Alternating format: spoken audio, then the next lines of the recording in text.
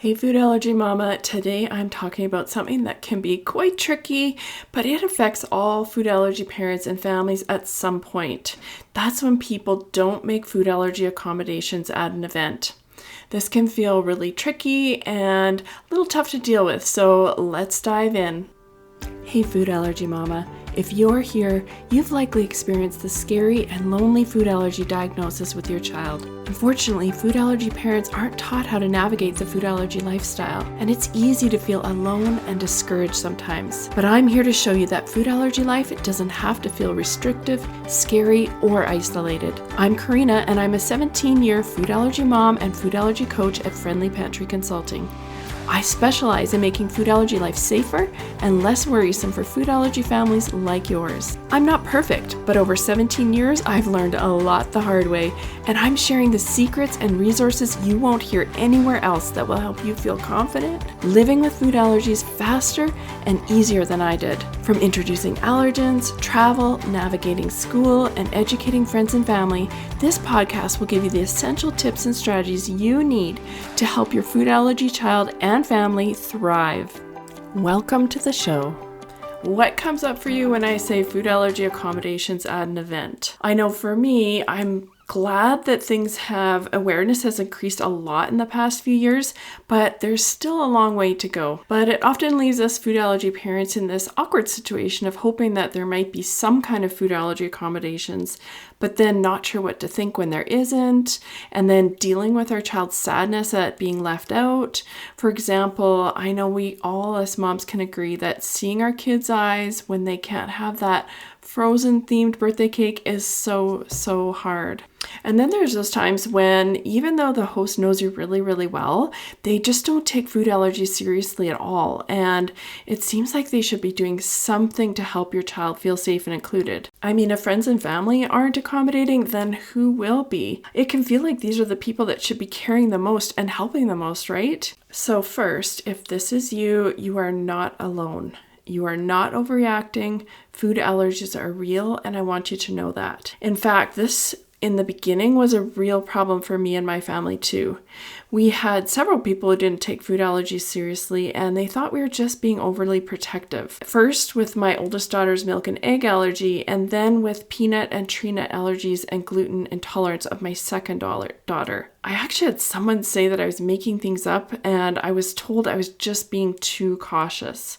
It was really hard on quite a few of our relationships. So in this episode, I want to talk about how to stay positive when this happens, and then I'm going to give you some ways to take control back without worrying about whether people accommodate or not, if that makes sense. I know that Easter is coming, so I think it's going to be really helpful for that, but you're also going to be able to take it through to any birthday party or social event too. So here goes. So I'm going to start by remembering a really good book that you read that later turned into a movie. So maybe you read the book and it gave you all the feelings and you just couldn't put it down. I mean, maybe you even lost precious sleep because you just needed to find out how it ended. Apparently, the people in Hollywood felt the same way because a few months down the road, they decided to make a movie about it. So to relive that amazing story, you cleared your busy calendar, you booked your babysitter, you used your entertainment budget to buy your tickets for the show. Except after the movie was done, you were thinking, that's it? The movie just didn't live up to the awesomeness of the book. You were left feeling disappointment and resentful because you were hoping for something more, and you spent all this money and time on something that didn't give you what you wanted. It was a real bummer. I often think about this scenario and wonder why the movie is never as good as the book. And I've come to the conclusion that it's because of expectations. When we read the book, we created thoughts, pictures, and ideas in our minds about what the story should look and feel like. The problem is that the movie directors also have their own thoughts, pictures, and ideas about what they think the story should look and feel like. And unfortunately, because the directors are the ones making the movie, their thoughts and ideas win. We have no control over it except to either enjoy what they've created or continuously compare the movie to what we thought it should be, which brings me back to food allergies. How does this movie scenario fit in with our lives as food allergy moms? Well, we all want our kids to be safe, and most of us want every celebration to include our child as much as possible. We have our hopes and dreams and ideas about how social events and celebrations should be, But unfortunately, we're not always the director of the movie. There are other directors involved who have their own hopes, dreams, and ideas of what they think the celebration should be. And unfortunately, we can't control those directors. Sometimes because we know the directors of the events, we may be able to maybe give our input, share what we think should happen, which sometimes makes it even harder because once we give our input, we expect that the director will accommodate them.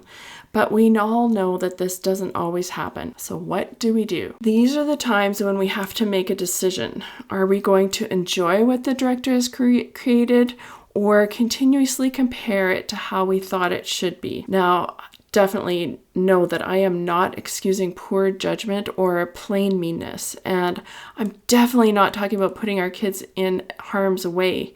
Keeping your kid safe is a non-negotiable and is not dependent on whether someone accommodates food allergies at a celebration or not.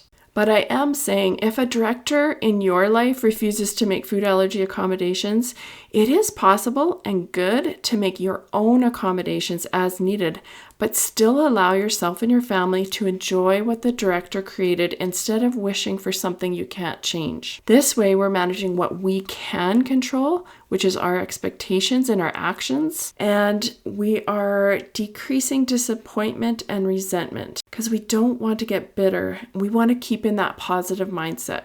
And here's the other benefit of doing this. After time, once that director sees how serious you are and that you're going to actually make these accommodations, sometimes they'll see that, you know what, this is real. These food allergies are serious. So they may start to make changes. Sometimes this happens quickly and sometimes it takes years, but what's important is how we manage it for ourselves and our kids in the meantime, because we don't want our kids to take on that victim mentality. We want them to be empowered and thriving no matter the circumstances. So this may sound easier said than done because how do we actually manage our expectations? Well, I once saw a quote in the coffee shop and it has stuck with me, and I feel like it's especially applicable to this situation. And the quote was, "Let every situation be what it is instead of what you think it should be." I'm not sure who the author of that is, but I think it really holds a lot of truth. It reminds me to come back to what I can control and focus on that. So what can you control when it comes to food allergies at events? First of all, you can decide if you go to the event at all. And if you don't feel like the food environment is safe, you can mention it to the host, but be prepared to make your own accommodations. And so a couple of ideas for accommodations that are going to help make things safer or make it easier to actually attend an event is to maybe arrive after the food is being served or leave before it's served. You can bring your own food for your child. You can eat at home. If you've got a really little one who's mouthing and touching and everything in sight, you can maybe get help watching them from a responsible teen or tween that's going to be at the event, or you can tag team with someone, another adult that can help you with this. All of these things are going to help make that event more doable and safer. Because I think it's really important that we watch what message we're sending to our kids so that they can live a full life with food allergies, even when situations aren't ideal. We need to teach them these skills so they can manage it themselves someday. Trust me, I know it's not easy because I struggle with it too, but by focusing on our expectations and what we can control, while also still connecting with others, we're going to be sending a positive and empowering vibe to our kids instead of that negative victim vibe. And I think that's exactly what we want. Now, maybe you know someone who causes a lot of stress when it comes to food allergies. Maybe they're constantly making comments or they just won't recognize how serious food allergies actually are. If this is the case, I highly recommend my Get Others to Take Food Allergies Seriously workshop.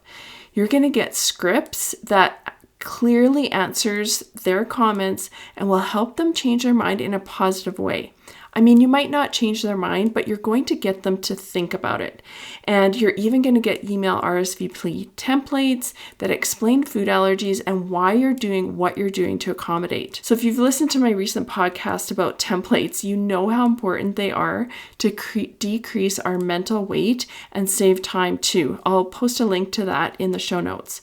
But not only are there templates included with this workshop, The actual workshop is going to help you come up with a plan that works for your family, that's going to give you the confidence to explain food allergies in a way that you never have thought of before. Because sometimes when you're dealing with difficult people, it's not that you're actually doing it wrong, you just need a different and new approach.